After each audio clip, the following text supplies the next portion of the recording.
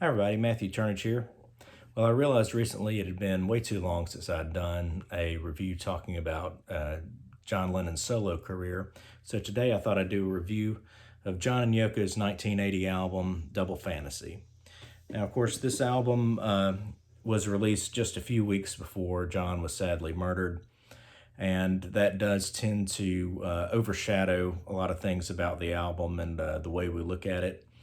But I think it's a really interesting album, a very strong effort from John and Yoko. Now the liner notes describe it as a heart play, and I think one of the most interesting things about it is the way the album is structured in terms of its sequencing and things like that. It really is set up to be a dialogue between John and Yoko. Plus, we get sort of a very different feel between the two sides, because side one, if we're trying to frame it in terms of the autobiography of John and Yoko, side one seems to be the lost weekend period, and the relationship is in bad shape. We end side one with Beautiful Boy, Darling Boy, which is, as Sean comes into the pictures, and this couple that's struggling has a child, that sort of changes the dynamic a bit. And then we get into side two, which is much more content and sort of a renewed relationship. So I'll go through track by track. Of course, the album starts off with Just Like Starting Over, a great song from John. And even before the song really begins, we get that opening bell, which is meant to harken back to 10 years earlier when John released Plastic Ono Band. That album begins with that tolling bell, leading into Mother, and it's almost funereal. It's very dark. This one is a much lighter tone, like a chime almost, and whereas there's an impending sense of doom over Plastic Ono Band from the start of that album with that bell, the bell in this album kind of gives us a much more cheerful look of optimism, and tells us, John is trying to enter the 80s in a much brighter place than he came into the 70s, which I think is good. I like that sense of optimism that evokes. And of course, the style is very much a throwback to the old rock and roll style, which John loved.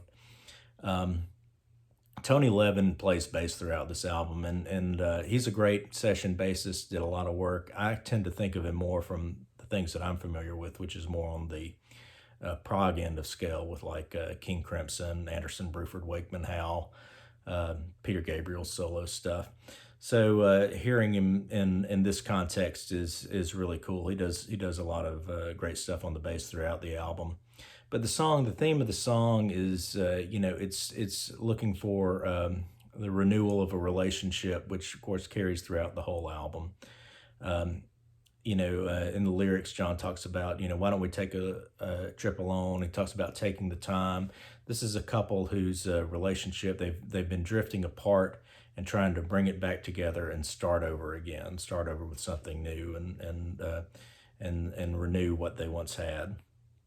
And so that's sort of looking at the relationship from the sort of intellectual and emotional standpoint, and then that's we get a different side of that with Yoko's song in response, Kiss, Kiss, Kiss, which is looking at the physical side of the relationship. And there's also a musical contrast there, whereas Just Like Starting Over is very much an old style rock and roll song. Kiss, Kiss, Kiss is very much of that moment of 1980. It's very new wave. And I think throughout the album, Yoko crafts songs that are much more modern and relate much more to what was happening at the time than John's songs do, which I think is interesting. Kind of says a little bit about their personality and their interests musically.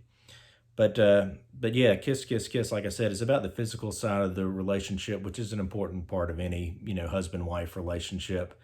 But I will say that Yoko's sort of vocalizations toward the end of the song do go a little bit maybe over the top for me. But it's a good song, and it's a good follow up, I think, to Just Like Starting Over, is to give us another side of that relationship. And then the theme of sort of renewal and starting over, beginning again, continues on in the third track. John is back again, this time with cleaning time, and I think it does evoke a bit of, sort of the household chores part of it. Of course, John is in his house husband years, or coming out of his house husband years, as they're doing this album, but really the song is more about sort of wiping the slate clean. I think the title came from a discussion at the beginning of the process of this album, where John was talking to Jack Douglas, and they were talking about, all the drugs and everything people had done during the 70s, and people are quitting to do that. And Jack Douglas said something like, yeah, it's cleanup time. And so John kind of took that phrase and ran with it with the lyrics of this album. So it's letting go of the past. It's letting go of all these negative things that bogged you down, cleaning yourself up, and getting ready to move forward in a more positive manner. There's that line in there, no friends and yet no enemies. John's talking about completely wiping the slate clean, not holding on to anything from the past and just going forward. And there's some nice horns in this song too, which I really like. It's kind of a, little R&B-ish type feel to that. Now, the next three songs, I think, are where the dialogue element of the album, the lyrical themes, are really the strongest. It starts with Yoko's "Give Me Something." Again, a more modern sound musically in Yoko's song than what we've been getting from John to this point. And she's talking about, give me something that's not cold, give me something that's not hard. She's trying to break through this sort of, rigid, unfeeling exterior to something deeper and something more meaningful and something more personal, in the relationship. Getting something a little more substance in the relationship. I think there's some some really nice lyrics. Some of Yoko's best lyrics on the album, I think, are in that song. I think it's a great tune, and a lot of great energy in the track too. And it has sort of an abrupt end. It's not like a hard abrupt end, but it ends maybe before you expect it to, which I think is kind of builds up the tension as we go into the next track, which is John's "I'm Losing You." This is, of course, a slower track, more bluesy, and here now John is talking about the relationship. Now there's this communication breakdown. The couple aren't really communicating, which kind of, fits in with what Yoko is saying, give me something. She's not getting anything. He's saying he's not feeling anything, and his complaint, is, you say, I remind you of all this bad stuff, but that was way back when. He's saying, let's just move on and leave it. He feels like he's not being forgiven for the past, or the past is not being let go of. And of course, there are two sides to every story. So when I listen to him saying those lines in the song, I kind of wonder, yeah, but are you really sorry for what you did? Maybe that's why she's not letting go, is maybe you haven't really shown that you're really sorry for what you did, that sort of thing. That's sort of an open question of it. But "I'm Losing You" and the next track, "I'm Moving On," those songs pair together really well. That is really that dialogue in full effect, because musically they flow from one to another, and they the musical themes kind of carry across, and lyrically as well, because and I'm losing you. John is realizing, hey, I'm losing you in this relationship. You're moving away, and then Yoko is saying, and I'm moving on. I'm moving on. It's done. I've had enough. It's time to move on. She talks about being tired of the lies in it, and I like how it builds at the end of the song. There's the drumming in there. There's some tom work in there that kind of builds up, and again, that sort of tension. And then that carries us into a really big shift in the album. The last song on side one is "Beautiful Boy, Darling Boy," which I think is one of John's greatest melodies. I love the melody for this song. Of course, Paul McCartney picked it as one of his Desert Island discs. It's one of my favorite songs John ever wrote, easily. The lyrics are great. I talked about similar lyrical themes when I reviewed Paul's Flaming Pie, but since I've been a father myself, all these songs that, I may have heard them before I became a father, but they carry a deeper meaning for me personally, and I can really relate to them in a lot of ways. Um, the steel drums are great in it. I love sort of the island feel of the song. Um, and you feel like the relationship, I think the symbol of putting the song in this part in the sequence is all this strife that we've been building up to, especially in the last three songs. And now we're going to be able to start some healing, just like in John and Yoko. You had the lost weekend period, things were bad. They start to come back together around, I think, February of '75, and pretty quickly Yoko is pregnant, and and then as they, and that's the thing that kind of glues them back together, really, is through having the child together. Of course, like I said, the lyrics are great, but there is that one line that's always a bit bittersweet. I love that line where John says, "I can hardly wait to see you come of age," and I can relate to that. As you have a small child, and looking forward to the years of that child growing and developing and getting to know them as a person, as their personality develops. And it's so sad to realize how much of that John missed out on. Sean was only 5 when John was killed, and so the optimism and the hope of that song I can really relate to. But then there's also that sadness of knowing that in John's case it never really came to be. So then we flip over the album, and now we're sort of in the healing phase of the relationship, and the dialogue is broken a little bit because we start off the side again with John, and that puts us in a position toward the end of the album where we're going to have to get 2 Yoko songs in a row.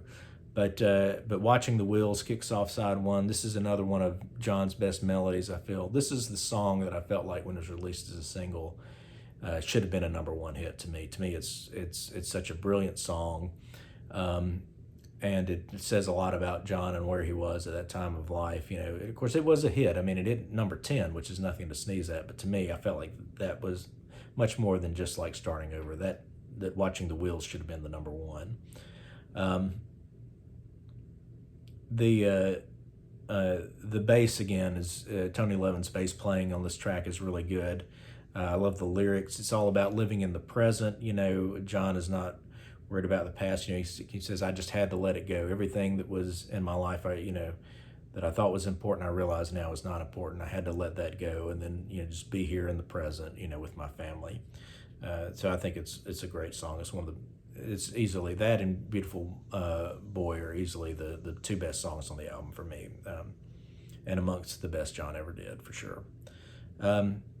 And then what I find really interesting about the next track is, I've been talking about up to this point, John's songs musically have leaned toward a little more old-fashioned kind of throwback to a 50s, 60s style. And Yoko's has been more modern, more kind of new wave and disco influence and that sort of thing. Maybe even slight punk elements at times. But Yes, I'm Your Angel, the next track on the album, is, to me, I've always thought of it as Yoko doing a song like Paul's Granny music. John used to always talk about Paul's Granny music on the Beatles albums, and this is Yoko doing the Granny music this time. It's a great song. I think it's got Yoko's best vocals on it. She sings really well on it. I think she sings well throughout the album, but this particular song I really like her vocals on. And the relationship is healed. Yes, I'm Your Angel. We're back together again. The only negative I have about this song is the tra la la la la bit. It always seemed a little awkward to me, a little out of place. Maybe, I don't know.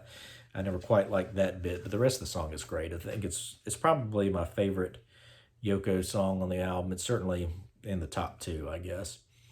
Then we continue on with another John song, and again, we're in the healing phase of the relationship. So we got Woman is next. It's a great love song from John, and again, another great song melodically and musically. Where I was saying before in I'm losing you. I was kind of questioning maybe there, if you're trying to look at it from Yoko's perspective, especially in light of what she says, and I'm moving on, maybe there hasn't been any real repentance or apology there. But here it feels like there is, he sings, I never meant to cause you any sorrow or pain, and, it's a sort of a more mature approach that he's now come to, and the healing is there. So it's a great song. Um, then we get into Beautiful Boys. So it's a little bit of an answer to both Beautiful Boy, Darling Boy, and Woman, I think. It's a very ethereal song. I like it. Again, some really nice singing from Yoko also on this song. Um, because, but in terms of it being an answer to those two songs, I think it's because, we've got lyrics in the song that are sort of addressed to Sean. So sort of it's Yoko's side of Beautiful Boy, Darling Boy, but then it's also addressed to John, so sort of her side of Woman. And everything's, the relationship now is reframed in a new context, because it's not just the husband and wife that have been in this sort of tense situation, but now there's this third person, a child in the relationship, and it sort of puts everything in a new context, including how the husband and wife are seeing each other. There's a nice little Spanish guitar in that song too. It's musically it's very interesting, and a really good song from Yoko. Um, then the next two songs I kind of think of as being sort of love letters back and forth a little bit. We get Dear Yoko from John, which is the last John song, although he's present, of course, on the remaining songs. But the last John lead vocal on the album, it's very bright. It's, again, just like Starting Over had that 50s, 60s rock and roll throwback sound. It's very much present also in Dear Yoko. John sort of does some of that, Buddy Holly kind of stutter bit in the lyrics, but it's a fun song. It's a great song, very upbeat, and a nice bright spot, to end with John's songs on the album. And again, very much a love song, like a love letter to Yoko, and then that's answered by Every Man Has a Woman Who Loves Him. And of course, Dear Yoko is John's last lead vocal, but he's very prominent in his harmony vocals with Yoko on both of the last two songs, but this one especially. And again, we've got John sort of throwback style musically in Dear Yoko, Yoko going for the more modern style. And this one, there's sort of a hypnotic bass line that's very kind of a dance-oriented type thing. And this is a great song, very powerful song from Yoko. And then we close out the album with Hard Times Are Over. So they've moved past all the bad stuff. The hard times are over. We're moving into a new era. There's that sense of optimism again. John harmonizing well with Yoko in the song, but of course there's that one little cloud hanging in there. It's a bit of I guess at the time would have seemed to be a bit of realism, and that every relationship needs work, and there will always be challenges, because the line is hard times is over for a while. So there's that acknowledgement that hard times will come again. Of course, in retrospect, knowing what happened with John's death not long after the album release kind of puts that line in a whole new light. But I think it's a great end to the story. It ends sort of the story of this relationship that went through a troubled period and came back, and the expansion of the family with a son. It is very autobiographical, but I think it's framed in such a way that a lot of people who have been in any sort of long-term committed relationship can identify with a lot of the themes of the album. So I think it was a triumph for John. It's such a shame that we never got to really see where he would go from here. Of course, we got Milk and Honey and a flavor of the things that he was working at, but how much farther could they have progressed it, if John had lived? We'll never know. But I think it was a great album to go out on. It certainly deserved the success it achieved, and I think it's well worth your time if you haven't really given it a serious listen, looking at the lyrical themes and how they relate. Give it a chance. Thanks for watching.